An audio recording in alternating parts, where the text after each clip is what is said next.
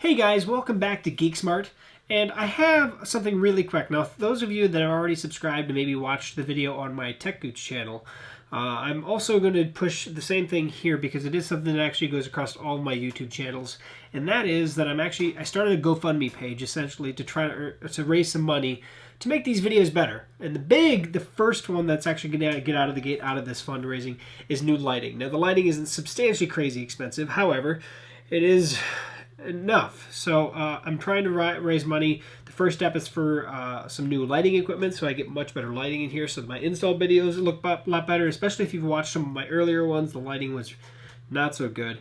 And today, I still only have overhead lighting. I'd like to get some more actual video lighting. Then I'm actually going to progress into looking at getting an additional camera so I can actually get two shots set up where I have multiple points at the same time recording simultaneously, so I don't have to start and stop videos all the time where it kind of gets a little rough in there, and then it tends to not happen as much as it probably should.